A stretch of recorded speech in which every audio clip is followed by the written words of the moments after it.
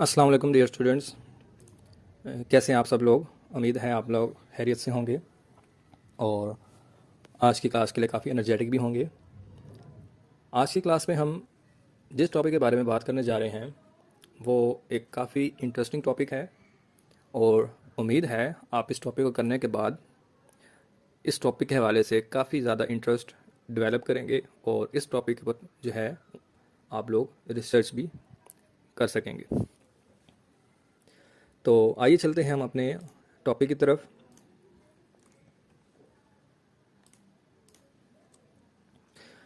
तो अपने टॉपिक की तरफ जाने से पहले हम सबसे पहले बात कर लेते हैं हमारे आज के जो एसएलओज हैं जो हम आज की क्लास में कंप्लीट करेंगे। तो सबसे पहले जो हमारी आज की क्लास का जो ऑब्जेक्टिव होगा वो होगा about the concept of global warming, जिसमें हम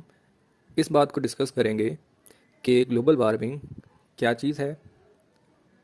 इसको हम किस तरह से डिफ़ाइन कर सकते हैं, और नेक्स्ट हमारा जो ऑब्जेक्टिव होगा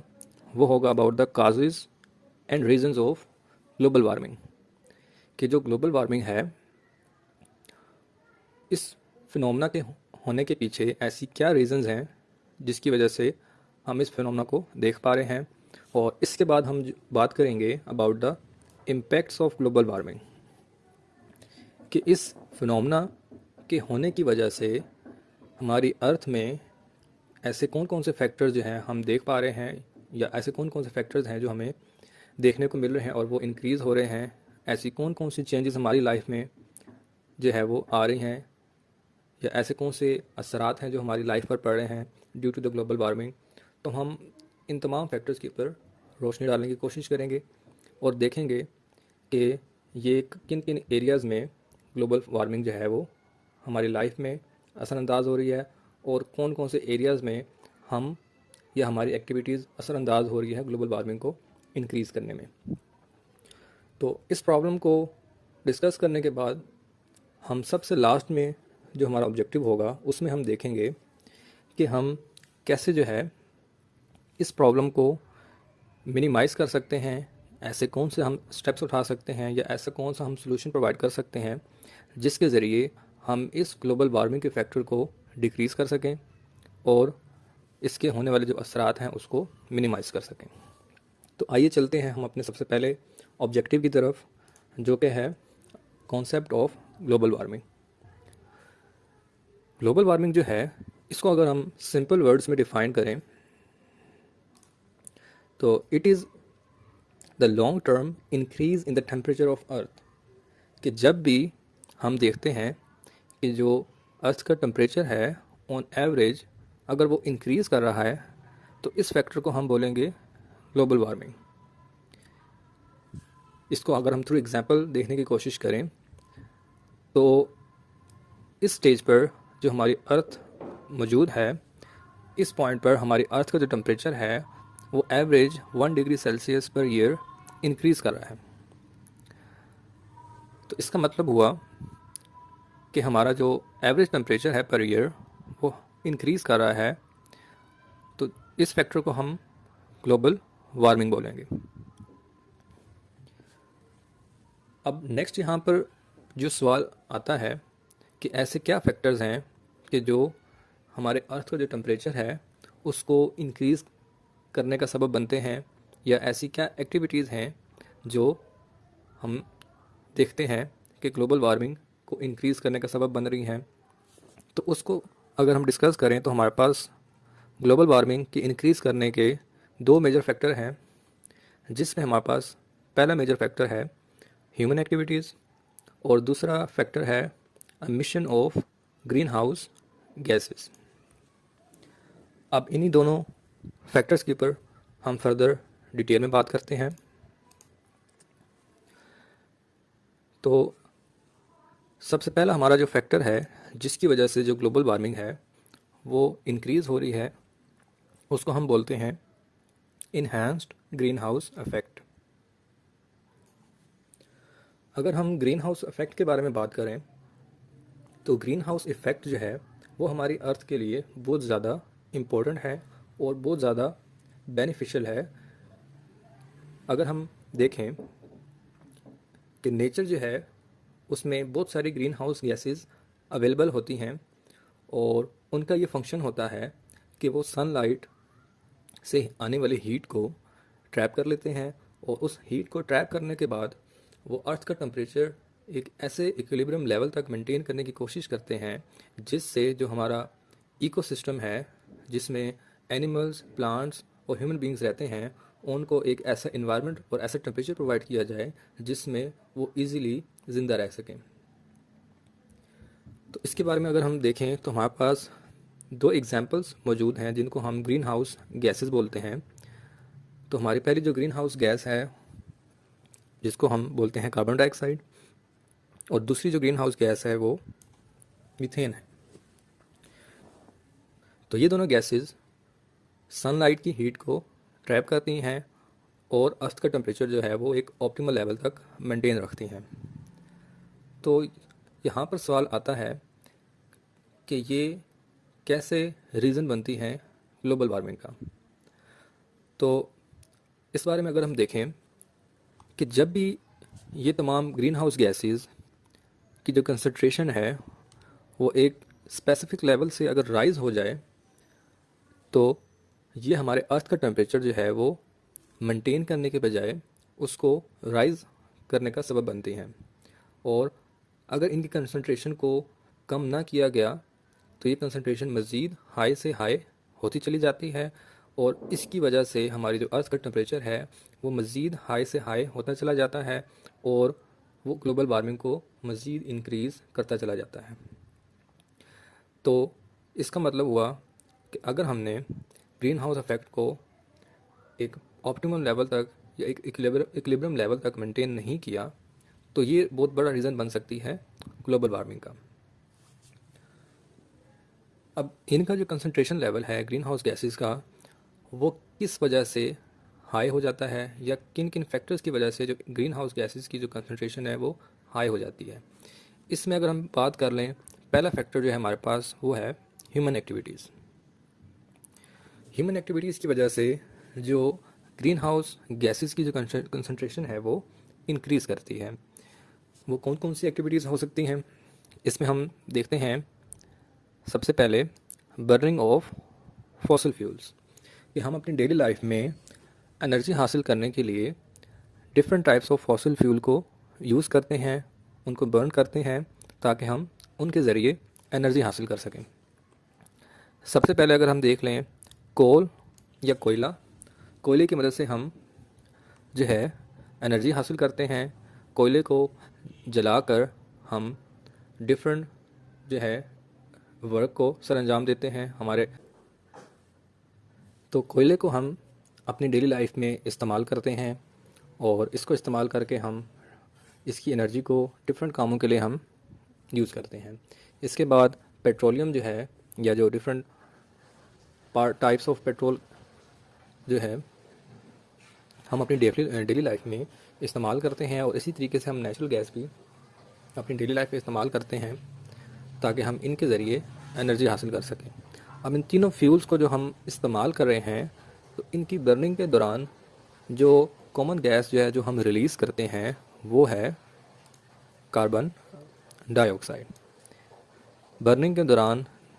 कार्बन डाइऑक्साइड जो है वो लार्ज कंसंट्रेशन में रिलीज़ होती है और इसके रिलीज़ होने से हमारा जो एटमॉस्फेयर है उसमें कार्बन डाइऑक्साइड की जो कंसंट्रेशन है वो बहुत ज़्यादा लार्ज अमाउंट में बढ़ती चली जाती है और इसके बढ़ने से जो ग्रीन हाउस इफ़ेक्ट है वो बहुत ज़्यादा इन्हेंस हो जाता है, जो कि रीज़न बनता है ग्लोबल वार्मिंग का। और इसके बाद दूसरा जो ह्यूमन एक्टिविटी है वो है इंडस्ट्रियल प्रोसेसेस, जो कि बहुत ही ज़्यादा लार्ज क्वांटिटी में वेस्ट प्रोडक्ट प्रोड्यूस करते हैं जो कि हमारे एयर एटमॉस्फेयर को भी पोल्यूट करते हैं, हमारे वाटर को भी पोल्यूट करते हैं और हमारे जो डिफरेंट लैंड एरियाज़ हैं उनको भी पोल्यूट करते हैं। तो इन तीनों फैक्टर्स में हमारे पास ऐसी बहुत सारी ग्रीन हाउस गैसेस प्रोड्यूस होती हैं बहुत ही ज़्यादा लार्ज क्वांटिटी में, जो कि अगेन ग्रीन हाउस गैसेस को इंक्रीज़ करती हैं। और इसके बाद हमारा जो नेक्स्ट फैक्टर है वो है डिफॉरेस्टेशन। डिफॉरेस्टेशन से मुराद कि जब भी हमारे पास एक लार्ज अमाउंट में फॉरेस्ट जो हैं वो डिक्रीज़ हो रहे हों। ये एक ऐसा प्रोसेस है जिसमें हमारे पास जो फॉरेस्ट की जो परसेंटेज है वो एक लार्ज अमाउंट में डिक्रीज़ हो रही हो।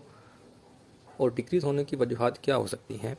एग्रीकल्चरल लैंड को इंक्रीज़ करने के लिए या अर्बनाइजेशन को इंक्रीज़ करने के लिए डिफरेंट एरियाज़ में हम लार्ज नंबर्स में फॉरेस्ट की कल्टीवेशन करते हैं। और दूसरा जो मेजर फैक्टर है वो है नेचुरल डिज़ास्टर्स या डिफरेंट नेचुरल एक्टिविटीज़ जैसे कि वाइल्ड फायर। इस वजह से भी या इस रीज़न की वजह से भी हमारा जो large number of forest percentage है वो डिक्रीज़ हो रहा है। और इसके डिक्रीज़ होने की वजह से जो हमारा कार्बन डाइऑक्साइड की जो कंसंट्रेशन है वो मज़ीद बढ़ती जाती है, क्योंकि जो हमारी फॉरेस्ट हैं वो जितने ज़्यादा होंगे उतने ज़्यादा वो कार्बन डाइऑक्साइड की कंसंट्रेशन को डिक्रीज़ करने में हेल्प करेंगे। और अगर फॉरेस्ट कम होते जाएंगे तो कार्बन डाइऑक्साइड को डिक्रीज़ करने का जो प्रोसेस होगा वो भी उसी तरीके से डाउनफॉल का शिकार होगा। तो ये तीनों मेन फैक्टर्स हैं जो कि सबब बनते हैं ग्लोबल वार्मिंग को इंक्रीज़ करने में। अब हम बात करेंगे कि कैसे ग्लोबल वार्मिंग जो है वो हमारी डेली लाइफ को मुतासिर कर रही है और ये सबब बन रही है हमारी क्वालिटी ऑफ लाइफ को डिक्रीज़ करने में। और इसकी वजह से हम बहुत सारे ऐसे मसाइल का सामना कर रहे हैं और वो किन किन एरियाज़ में हम उन असरात को देख रहे हैं जो कि ग्लोबल वार्मिंग की वजह से प्रोड्यूस हो रहे हैं। तो इसमें अगर हम देखें, जो हमारा पहला फैक्टर है जो कि हम ग्लोबल वार्मिंग के इंक्रीज़ होने की वजह से देख पा रहे हैं वो है melting of ice and glaciers. कि जैसे हमने देखा कि ग्रीन हाउस गैसेस के इंक्रीज़ होने की वजह से जो अर्थ का टेम्परेचर है वो एक अलार्मिंग रेट के साथ इंक्रीज़ होता जा रहा है। और इसके इंक्रीज़ होने की वजह से जो डिफरेंट रीजन्स में जो हमारे ग्लेशियर्स मौजूद हैं और बहुत सारे जो पहाड़ी इलाकों में या हमारे माउंटेन रीजन्स में जो आइस कैप्स हैं वो बहुत ही ज़्यादा फास्टर रेट्स के साथ मेल्ट हो रहे हैं। और उनके मेल्ट होने की वजह से जो हमारा सी लेवल है वो दिन ब दिन राइज़ होता जा रहा है। और इसके राइज़ होने की वजह से हम बहुत सारे एरियाज़ में कोस्टल फ्लडिंग देख रहे हैं या बहुत ज़्यादा सैलाब देख रहे हैं बहुत सारे रीजन में जो कि सी लेवल के राइज़ होने की वजह से प्रोड्यूस हो रहे हैं। और इसके बाद हम बात करें तो सेकंड फैक्टर है क्लाइमेट चेंज, जो कि अगेन ग्लोबल वार्मिंग के इंक्रीज़ होने की वजह से हम देख पा रहे हैं। तो जैसा कि हमें मालूम है कि हर डिफरेंट रीजन,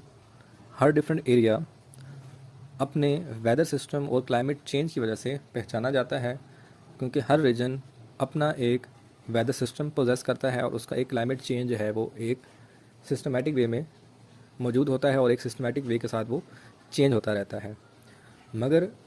ग्लोबल वार्मिंग के परसिस्टेंट इंक्रीज़ होने की वजह से उनका जो क्लाइमेट चेंज का जो सिस्टम है और जो एक स्पेसिफिक वेदर सिस्टम है वो बहुत बुरी तरह मुतासिर हो रहा है, जिसमें हम देखते हैं कि डिफरेंट रीजन के जो क्लाइमेट चेंजेस हैं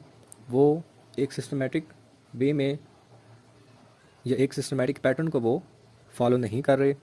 और हम देख रहे हैं कि बहुत सारे रीजन्स में इंक्रीज्ड रेनफॉल हो रही है। जितनी रेनफॉल उन एरियाज़ में एक्सपेक्ट की जाती है उनकी एक्सपेक्टेशन जो है वो बहुत ज़्यादा लार्ज हो गई है। वहाँ पर रेनफॉल की जो रेशियो है वो एक्सपेक्टेशन से भी ज़्यादा हो रही है। और कुछ एरियाज़ में जो हरिकेन्स की जो रेशियो है वो बहुत ज़्यादा लार्ज हो गई है और जो हीट वेव्स की जो सूरत हाल है वो भी बहुत ज़्यादा इंक्रीज़ होती जा रही है। तो ये तमाम जो वजूहात हैं, ये जो तमाम हम असरात देख रहे हैं वो ग्लोबल वार्मिंग के इंक्रीज़ होने की वजह से ही हम देख पा रहे हैं। और लास्ट में हम बात करें लॉस ऑफ बायोडाइवर्सिटी। बायोडाइवर्सिटी से मुराद एक ऐसा निज़ाम जिसमें प्लांट्स और एनिमल्स मिलकर एक ऐसा इकोसिस्टम बनाते हैं जिसमें वो इजीली रहते हैं और सरवाइव करते हैं। तो हमारा जो बायोडाइवर्सिटी का सिस्टम है उसमें एक लार्ज क्वांटिटी ऑफ एनिमल जो डिफरेंट टाइप्स के होते हैं वो एक ऐसा हैबिटेट शेयर करते हैं जिसमें वो इजीली सरवाइव करते हैं। मगर due to climatic changes and due to the global warming हमारा जो ये हैबिटेट है वो लॉस होता जा रहा है और वो डिस्ट्रॉय होता जा रहा है, जिसकी वजह से क्या हो रहा है कि हमारे जो प्लांट्स हैं और लार्ज क्वांटिटीज़ में जो एनिमल्स हैं वो बहुत ज़्यादा सफ़र कर रहे हैं इस तरह की कंडीशंस को, क्योंकि उनको ऐसी कंडीशंस नहीं मिल पा रही जिसमें वो इजीली सरवाइव कर सकें। और नेक्स्टली लार्ज क्वांटिटीज़ में फॉरेस्ट की जो रेशो जो है और उनकी जो परसेंटेज है वो डिक्रीज़ होती जा रही है, जिससे जो एनिमल्स को जो शेल्टर चाहिए वो उनको नहीं मिल रही।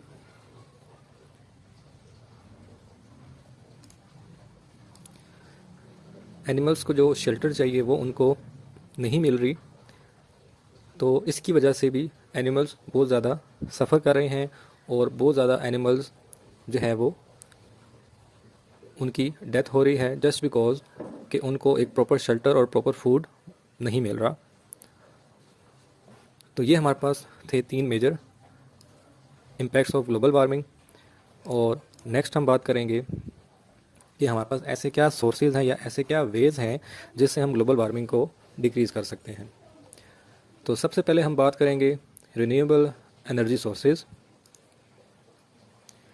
कि हम ऐसे ज़राए का इस्तेमाल करें या ऐसे सोर्सेज का इस्तेमाल करें जिसमें हमें जो एनर्जी है वो एक क्लीन वे में मिले, जिसमें हमारे पास कोई भी ऐसा प्रोडक्ट प्रोड्यूस ना हो जो कि हमारे इन्वायरमेंट को पोल्यूट करे या किसी भी तरह से ग्रीन हाउस इफ़ेक्ट को इंक्रीज़ करे, या हम कह सकते हैं कि वो ऐसी कोई भी गैसेस प्रोड्यूस ना करे जो कि ग्रीन हाउस गैसेस को इंक्रीज़ करने में या उनकी कंसंट्रेशन को इंक्रीज़ करने का सबब बने। तो सबसे पहला जो एग्ज़ाम्पल हम देखेंगे वो है हमारे पास सोलर एनर्जी। सोलर एनर्जी जो है वो एक ऐसा क्लीन सोर्स ऑफ एनर्जी है जिसमें हमारे पास कोई भी ऐसा वेस्ट प्रोडक्ट प्रोड्यूस नहीं होता जो कि ग्लोबल वार्मिंग का सबब बने। दूसरा ऐसा क्लीन सोर्स हमारे पास जो मौजूद होता है वो है विंड एनर्जी, और नेक्स्ट हमारे पास मौजूद है वो हाइड्रो पावर एनर्जी। तो ये तीनों सोर्सेज ऑफ जो एनर्जी हैं ये क्लीन सोर्सेज ऑफ एनर्जी हैं और ये बहुत ही स्मॉल क्वांटिटी में ग्रीन हाउस गैसेस को प्रोड्यूस करते हैं as compare to other energy sources. Next जो हमारे पास सोल्यूशन है वो है एनर्जी कंजर्वेशन का, कि हम एनर्जी को जितना ज़्यादा रिड्यूस करें उनकी कंजम्पशन को उतना ज़्यादा हम ग्लोबल वार्मिंग को डिक्रीज़ कर सकते हैं। इसकी एग्जांपल हम अगर देखें तो हम अपनी डेली लाइफ में जितना भी कम से कम इस्तेमाल करेंगे ऐसे एनर्जी सोर्सेज का कि जो ग्लोबल वार्मिंग इंक्रीज़ करने का सबब बनते हैं, तो ऐसे सोर्सेज का जितना इस्तेमाल हम कम करेंगे उतना ही कम जो हमारे पास ग्रीन हाउस गैसेस प्रोड्यूस होंगे। अगर हम इलेक्ट्रिसिटी का इस्तेमाल जितना कम करेंगे उससे भी हम ग्लोबल वार्मिंग को कंट्रोल कर सकते हैं, या ऐसे अप्लायंसेस जिनको हम बिला वजह इस्तेमाल ना करें या उनकी एनर्जी को हम वेस्ट नहीं करें, तो इस तरीके से भी हम एनर्जी को कंजर्व कर सकते हैं या उनको वेस्ट होने से बचा सकते हैं। नेक्स्ट है हमारे पास एफॉरेस्टेशन। एफॉरेस्टेशन से मुराद कि एक लार्ज क्वांटिटीज़ में किसी एरिया में प्लांटेशन करना, जिससे ज़रिए हम कार्बन डाइऑक्साइड की जो कंसंट्रेशन है उसको एक लार्ज क्वांटिटी में डिक्रीज़ कर सकें। जितनी ज़्यादा हम प्लांटेशन करेंगे उतनी ज़्यादा जो है हम कार्बन डाइऑक्साइड की जो कंसंट्रेशन है उसको डिक्रीज़ करने का सबब बनाएंगे, और इसके ज़रिए जो ग्रीन हाउस गैसेज हैं वो उनकी कंसंट्रेशन को हम कम कर सकेंगे। तो हमें इस चीज़ पर ज़्यादा फोकस करना होगा कि हमें एक तो फॉरेस्ट की जो रेशो है उसको इंक्रीज़ करना है और उनकी परसेंटेज को इंक्रीज़ करना है, ताकि हमारा जो इकोसिस्टम है और हमारा जो ग्लोबल वार्मिंग है वो किसी न किसी हद तक जो है वो कंट्रोल किया जा सके। और लास्ट में हम ऐसे सॉल्यूशंस को यूज़ करें या ऐसे वेस्ट को या ऐसे स्टेप्स लें जिसके ज़रिए हम ऐसे वेस्ट प्रोडक्ट को इस्तेमाल कर सकें जो हमारे काम आ सकता हो। जिसको हम बोलते हैं रिसाइकलिंग या वेस्ट रिडक्शन। रिसाइकलिंग मटेरियल से मुराद कि हम कम से कम वेस्ट प्रोडक्ट प्रोड्यूस करें, और अगर हमारे पास कोई ऐसे मटेरियल मौजूद हैं जिनको हम किसी न किसी तरीके से इस्तेमाल में ला सकते हैं, तो हमें ऐसे प्रोडक्ट्स का इस्तेमाल करना चाहिए, ना कि उनको हम वेस्ट कर दें। तो हमें हर उन मेथड्स को फॉलो करना चाहिए जिसमें हम डिफरेंट मटेरियल्स को रिसाइकल करके उनको इस्तेमाल कर सकें और वेस्ट प्रोडक्ट को कंट्रोल कर सकें, ताकि हम अपने अर्थ को और ग्लोबल वार्मिंग का जो फैक्टर है उसको कंट्रोल कर सकें।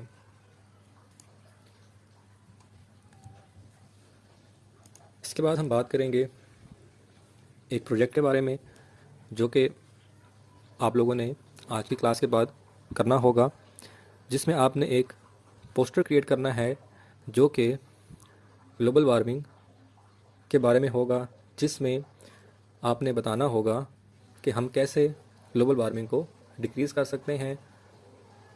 और कैसे हम अपनी डेली लाइफ की रूटीन को बेहतर बना सकते हैं अगर हम उन सॉल्यूशंस को अपनी डेली लाइफ में इस्तेमाल करेंगे।